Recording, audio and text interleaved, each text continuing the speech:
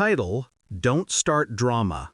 He's just touchy when he's drunk, she said about the guy with his hand on her thigh. No drama, I agreed, finished my drink, left the bar. She called an hour later. Start: He didn't move his hand when he saw me watching. That was the part that stayed with me. His fingers were spread across her thigh like he owned the right. She laughed it off, called him harmless, said, "Don't start drama. He's just touchy when he's drunk." I didn't start drama. I finished my drink, walked out, let the cold night air swallow the last of my restraint.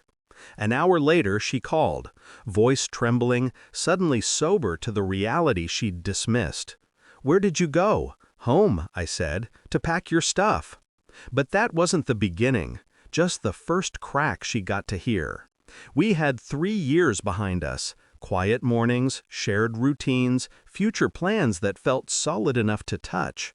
She'd lean into me like I was the only steady thing she had. I believed it, believed her. She used to say I overthink, that I see storms where there are only clouds. She said it with a softness that felt like love. Now I know it was anesthesia. Because for months, her glow had shifted. Her phone face down, her smiles delayed, her excuses too smooth. Love makes you generous. Trust makes you blind. Both make you vulnerable. It wasn't one moment. It was a collection of small inconsistencies, tiny lies she didn't think I could hear. But the real trigger was simpler. One night she was out with coworkers. She said the restaurant had no signal. I checked the location sharing she forgot I still had access to. She was across town. A bar. His bar. The next morning she had a new perfume scent on her hair. Different from mine. Stronger. Not mine.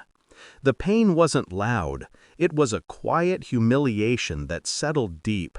A cold, clean shift where something inside me stopped begging for honesty and started preparing for truth. I didn't confront her. People who lie for comfort will lie louder when cornered.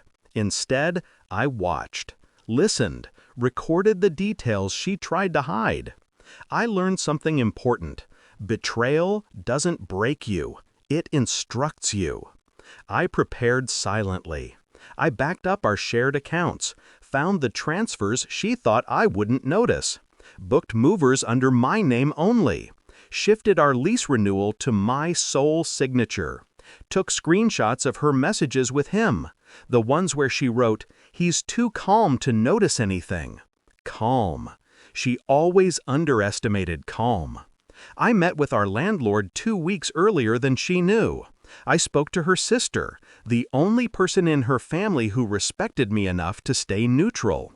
Dropped subtle hints about shifts in our relationship, so when things exploded, no one would believe her version. Every piece was placed, delicately, precisely. I didn't plan revenge out of rage. Rage is sloppy.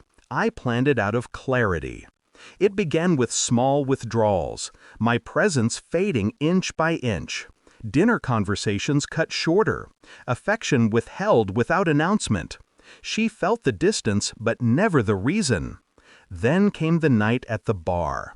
She invited me as some twisted demonstration of transparency. He was already there, already watching her, already touching her in ways no friend should. Her eyes flicked to me, searching for jealousy, confrontation, something.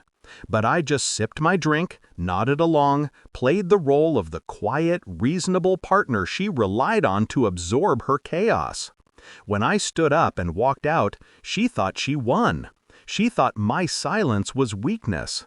She had no idea it was the final move. Because while she stayed there laughing, letting his hand creep higher, I was home folding her clothes into boxes, sorting her things, leaving out only what she arrived with when we first moved in together. 2 drawers, a bag, a memory. I left her a note on the counter. You said no drama. I listened. She burst through the door hours later, face streaked with tears, breath uneven. "Why would you do this?" she cried, staring at the boxes. I didn't raise my voice, didn't move toward her, just handed her my phone with the screenshots, her words, his words, the location pings, the photos she didn't know someone took of her sitting in his lap.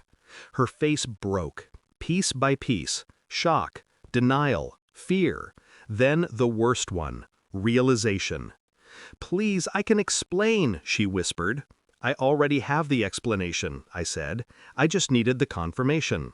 She reached for me. I stepped back. For the first time, she understood distance. She tried everything: apologies, accusations, manipulation. Her friends called. I let every call ring out. You can't argue with someone who's already done listening. The guy from the bar? He messaged me once, a pathetic excuse. I forwarded it to his girlfriend. Let their house burn separately. Collateral honesty. When she finally left with her boxes, she looked smaller. Not out of pity, just observation. She had built her confidence on my stability. Once I stepped away, she had nothing solid to stand on. As the door clicked shut, the apartment felt larger, quieter, cleaner. People think revenge is about destruction. It isn't. It's about restoration. Taking back what was stolen. Your clarity, your reality, your self-respect. She told me not to start drama, so I didn't. I ended the entire show, and God, it felt peaceful.